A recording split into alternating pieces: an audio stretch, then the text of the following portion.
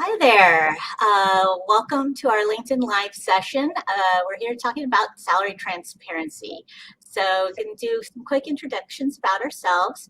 And if you can drop any questions that you have into the comments, we'll try and get to them toward the end because we've got a lot of content for you today and we want to get through it without, having questions right in the middle. So with that, my name is Melissa Olson. I'm with RPI Consultants. I am a director over Infor Solutions and really, had a lot of background within the HCM space, from programming Lawson software through HR business partner, over transactions, processes, and data, to consulting, and then finally leadership at RPI. Jackie? Hi, everyone. My name is Jackie Dudas. I'm a principal HCM consultant with RPI. I'm in my 12th year with RPI, and I specialize in global HR, also worked in the Lawson S3 system as well. And I'll be helping to talk about how this actually hits your system and how we can get Infor to support these new regulations. Hi, everyone. I'm Sharday Scahan. I'm a partner at Cypher Shaw Century City, Los Angeles office. My practice consists of all things pay equity and pay transparency, and also litigation. So I'll be touching on a lot of the overarching concepts that are going to guide your compliance with pay equity laws. Thanks. So yeah, today, we've been, Sharday and I were actually just kind of talking about this topic a week ago over lunch. This is what we do as HCM professionals and as people that work in employment law, is, talk about all the interesting things that are coming up in our field. So really, why did we want to do this? And what is salary and pay transparency? So, there's a few states that have come online this year that have to post in their job postings, have to post salary ranges. I'm going to pass it a little bit over to Sharday because you've got a bigger, deeper breadth into, the history and where this came from. It didn't just show up in January of this year, right? Yeah, exactly. This has been a trend that kind of started a while ago with Equal Pay Acts being adopted both federally and at the state level. And it's kind of been expanding over the last few years, initially with salary history bans, which basically are just bans saying that you can't ask employees how much they were paid at their last position, because the idea is if they were underpaid for an unlawful reason, you don't want to continue that cycle in their new position. And then now we've been seeing the trend of pay transparency laws, which I know we'll be discussing a lot more today. And right now, there are just a handful of states and cities that require you include salary ranges on job postings, but there's about 15 or 16 states that have pending pay transparency laws and a couple more that are in the works as well. So it's going to continue to grow throughout the next few years for sure.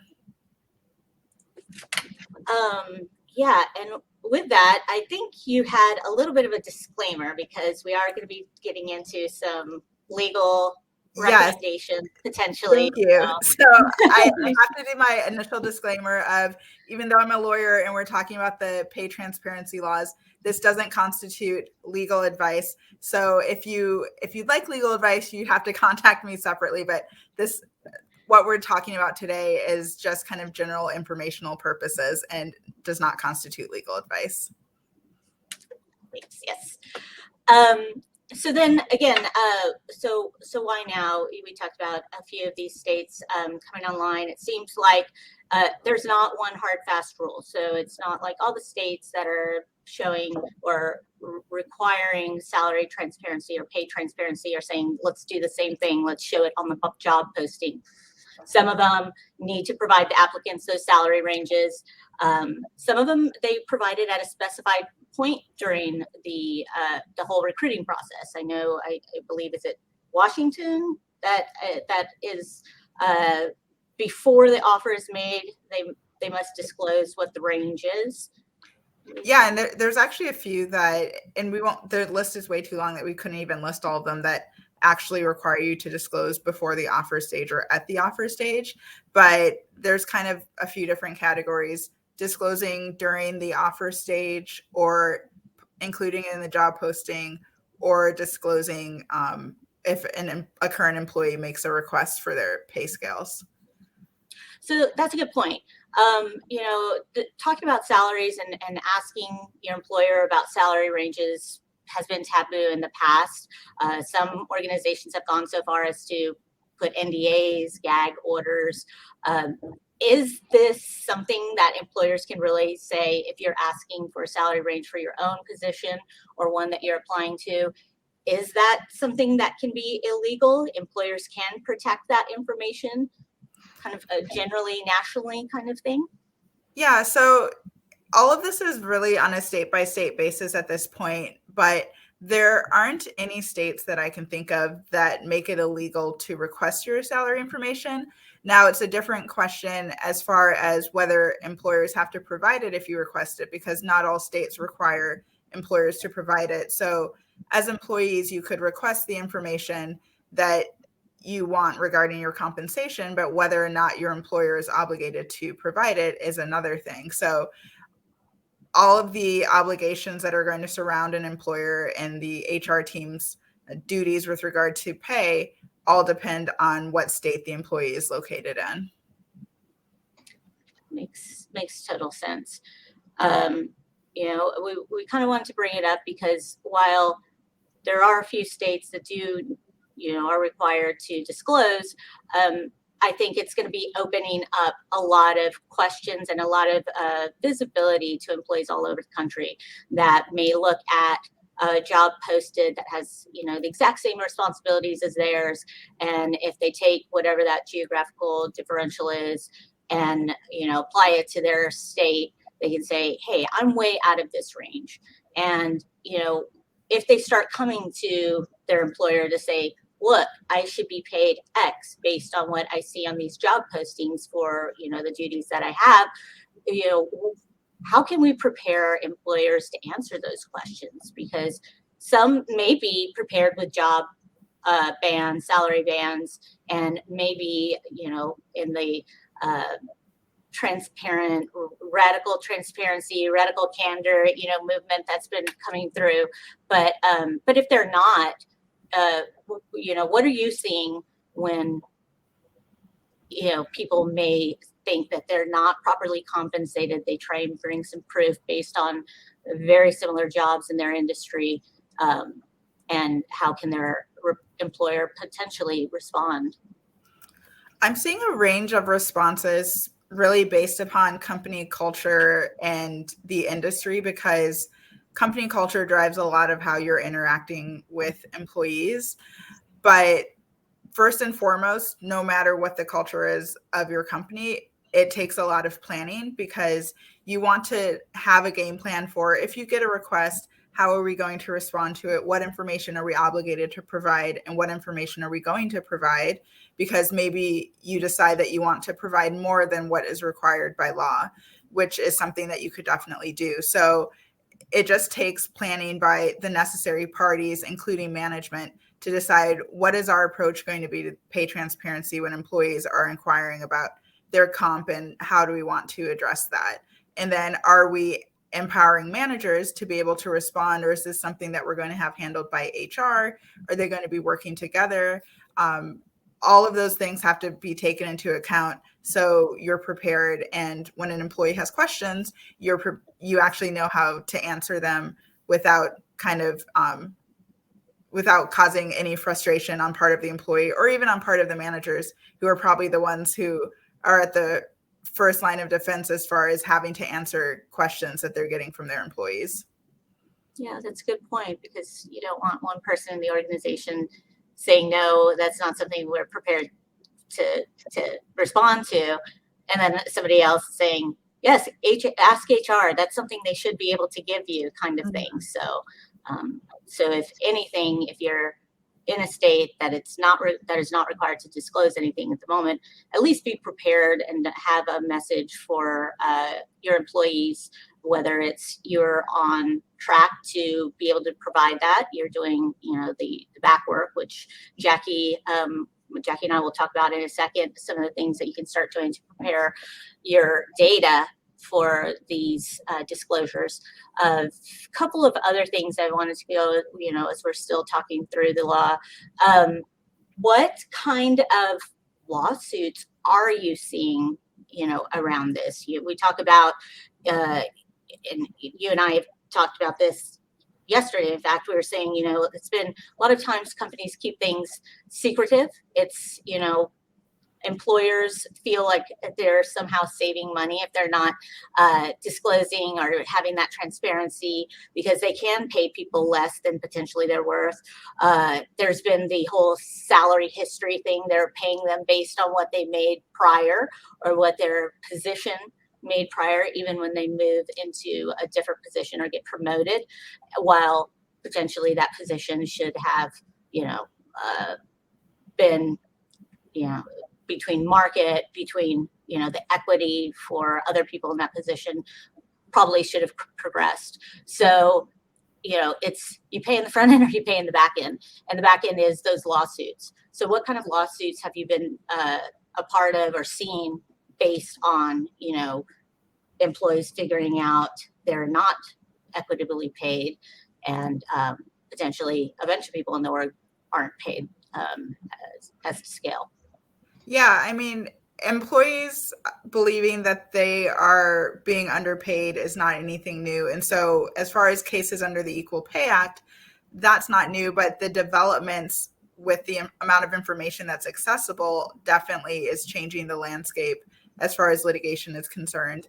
So, whereas before we'd see cases under the Equal Pay Act, but really a lot of that information was only in the hands of employers truly, because we didn't have the same pay transparency laws that we're starting to see now.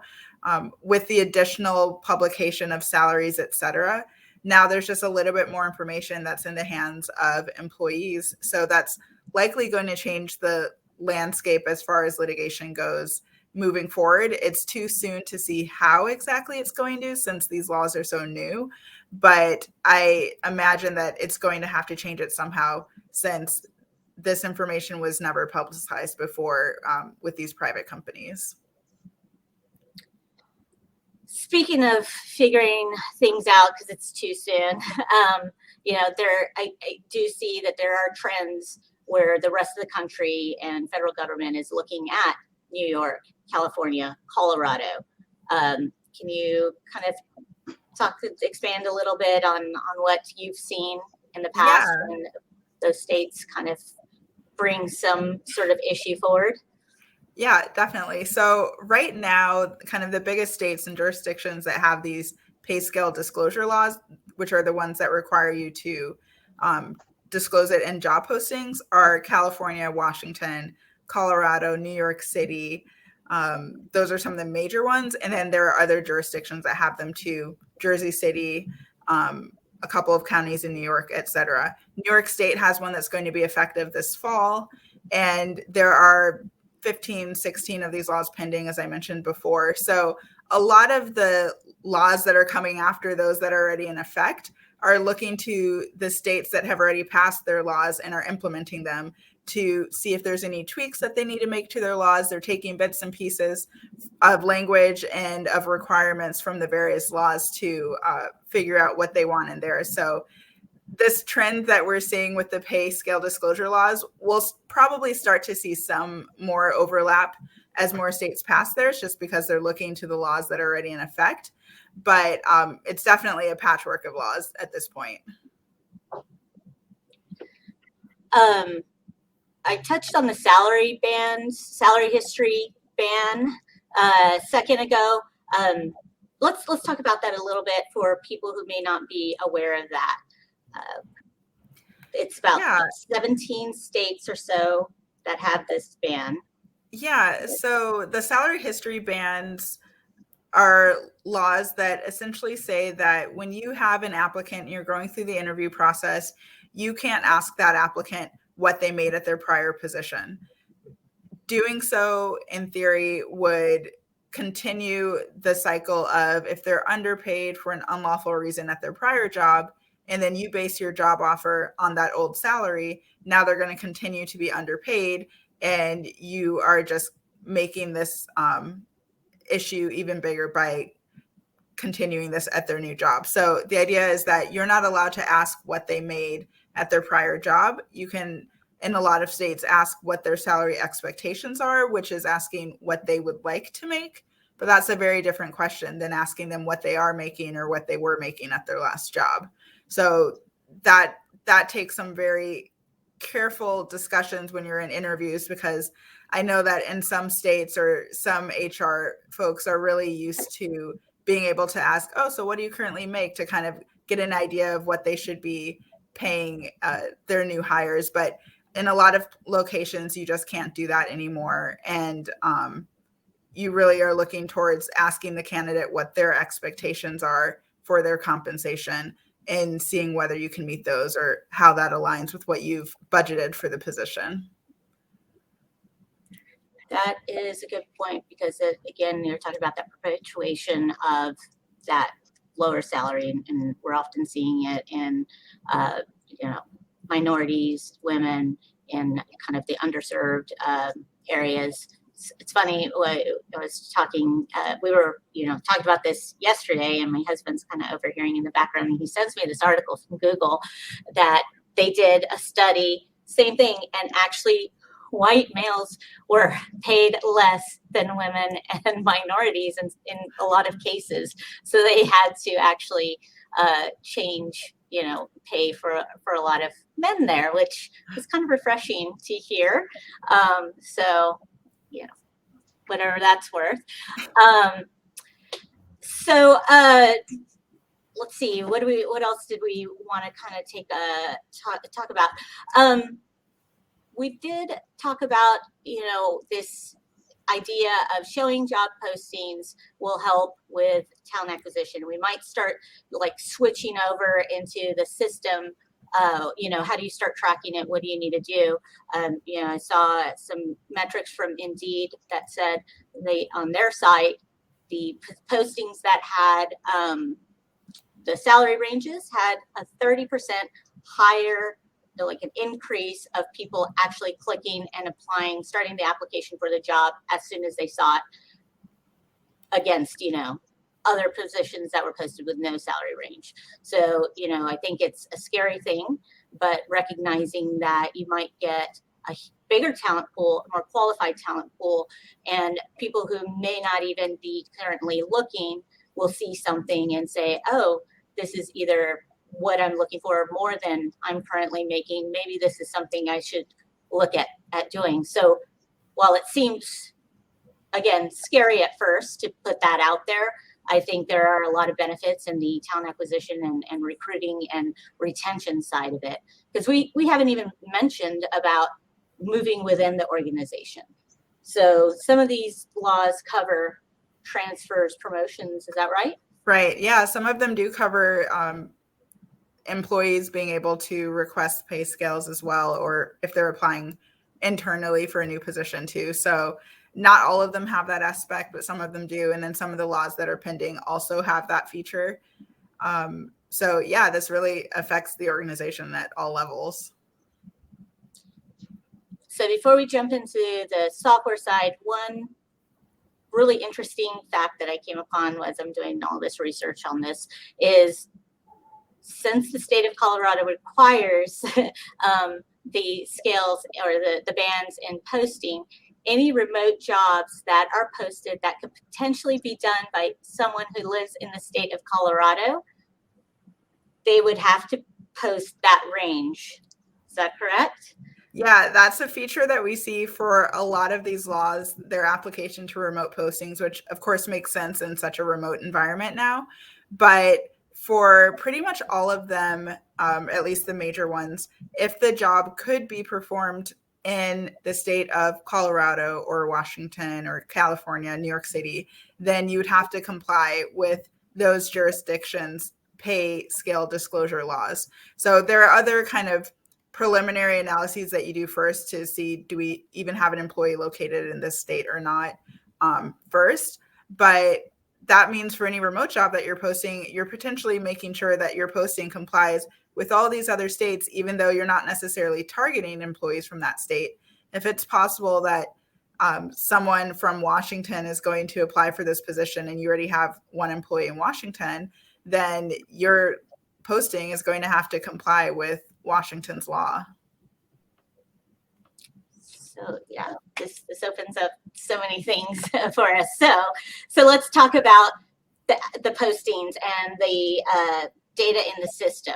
So Jackie, as organizations are required to do this, what are some of the things, especially in the Infor system, but I mean, I think this can go across any HR tech system, HRIS system.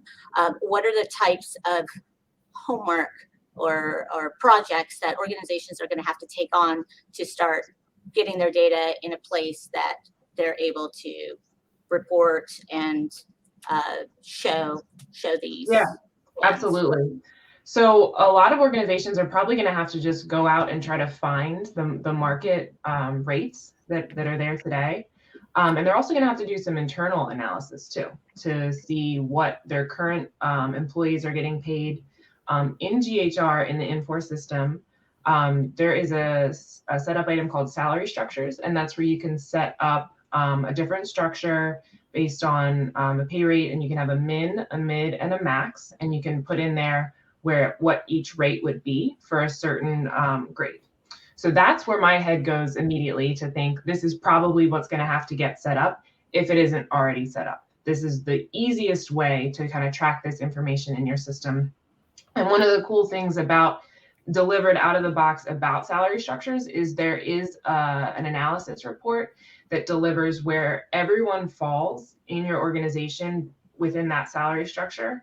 And it tells you their gender, their current pay rate, where they are within that range, how far in or how far out, and I believe age as well. And of course, if you've used the system, you can use Configuration Console to add anything else in there that you would like to see. But yeah, my head immediately goes to salary structures and thinking that organizations are going to have to either set these up, reevaluate them, make sure they're clean, and then potentially do some adjustments internally as they do this analysis and find that maybe they do have some inadvertent pay discrepancies within the same kind of position.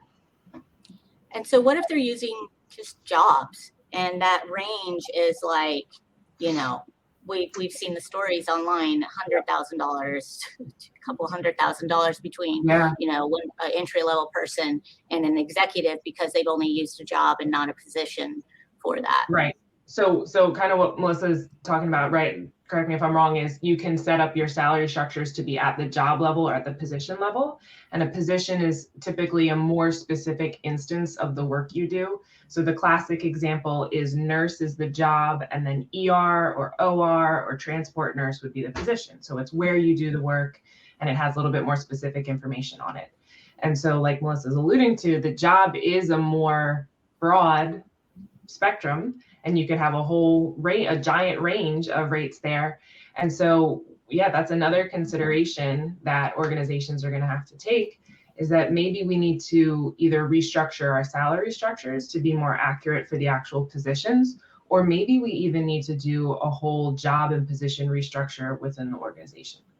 Now, the second option, well, both options are kind of time consuming, but the second option could mean a lot of changes within the organization. It could have effects on your reporting structure, any automations, interfaces with timekeeping systems. So that's a massive undertaking. And so everyone really needs to be aware, if this is coming down the pike in your state, in your jurisdiction, you need to start taking these things into consideration. And I would recommend, if this is something that you can't jump on right away, you could always create maybe like a custom business class or some user fields to kind of support this in the meantime. So if you have your existing structures and you want to do a grander analysis, but you just don't have the time to get this done before it needs to be done, maybe you put some user fields on your salary structures that you could populate with the positions that are applicable for it. So a couple workarounds that we could, depending on everyone's structure, you could look at to make sure that you are compliant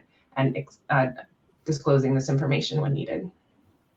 And, that's a good idea, because even if the salary structures haven't been brought into Infor, if they haven't set up the compensation module or added them, they could potentially even use a user field to reference the structures that live outside, whether it's in a third party or it's in a spreadsheet or a series of, we've seen, a lot of different ways compensation tracks these things. Yeah. So if Infor, DHR, if you're using it for talent acquisition, but you have a third-party market analysis system, yes, you might want to create maybe a user field or something that you can suck into that job posting and get out into the Infor talent acquisition candidate space quickly. Good deal. So what about the job postings? Yes. So the thing about job postings is, if you're live on talent acquisition, you may already know that it can be really hard when you need to adjust a posting or edit it for any reason. You have to kind of move all your candidates off, remove the job applications, remove the posting, make your changes, and then repost it. And Sade can speak to the legality. What is it you do? If you have a posting that's out there, do you have to adjust it? Yeah, so you just want to make sure that all of your postings were in compliance as of the effective date of the law. So, for example, New York City's was effective in November. Washington's and California's were both effective as of January 1st. So it wasn't retroactive to before January 1st if you had a posting that was already up. But anything posted after those dates, you'd want to make sure it complied. Yeah. So if you do have new postings going up that are in compliance, an applicant might see that your old postings are they don't have the disclosure, the salary disclosure. So while you are in compliance, it might be confusing for an applicant. So as an organization, you might want to take everything down and make it all match, or at least put in a statement saying, this is effective as of this date. We're going forward. If you want to ask us, you can ask us what the rate is. So depending on your structure and your setup, there might be easier ways to do it, but it can be a little bit clunky to try to pull the posting down and update it for ones that are already out there. But immediately you need to go in and change your posting template or make a new posting template that will include that salary information. So how about the offer process? So the states where they do need to disclose somewhere within that offer process, is there a place in Infor, or is that a verbal conversation? Often it's both. Typically it's a verbal conversation followed by some level of written offer. There's two different ways out of the box that you can deliver your offer letters within GHR. One is through these offer letter templates, and then one is through this offer approval process. And each version uses kind of variables to pull in information from other parts of the system. So similar to the job posting, it's pretty easy to pull. If it's in the system, you can pull it out and include it in the offer process. But it might mean modification of document templates or email templates, and it likely means a modification of your process. Whoever is delivering that offer is going to have to know to do this. There might be some other approvals that come behind it to make sure that you are in the correct range here. So yeah, at the very least, it's a tweak to a form and then an internal process change. And I would say too, just make sure that you know which state you're complying with, depending on where you're based and what's applicable, because some it is at the offer stage, some it's just upon request by an applicant. So you also don't want to push back and say, no, you're not allowed to get this yet. And it turns out in this state that they are. So definitely leveraging your tools for that too. Well, we're coming up on time, and the last thing I wanted to talk about was reporting. I know a couple of states do require the pay equity updates based on the transparency laws. First, Jackie, you were talking about in the Infor product, at least, with those salary structures, you can pull reporting with gender, with ethnicity, and pull probably all of the elements that are needed for reporting. Sade, there's 2 states, I believe you said right now. And yep. Yeah, Illinois has their own kind of reporting process that includes you certifying that you're in compliance with all of the equal pay laws. And then California has a separate reporting process where you have to basically go onto an online portal and provide a bunch of information about your employees or your labor contractors if you have them. And that's due the second Wednesday of May every year. And this year, the first deadline is May 10th. Well, we're at time. I think we got it all in. We're answering your questions in the comments. Thank you for attending. Sharday will be going a little further into the California pay transparency laws and pay equity in a webinar that we're dropping the links in comments as well.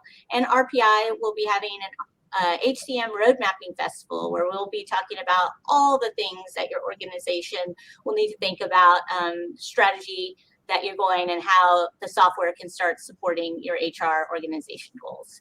So appreciate the time and looking forward to answering some more questions from you guys and maybe having a follow-up. This has been a really interesting topic. Thank you, Sharday, and thank you, Jackie, for joining me today.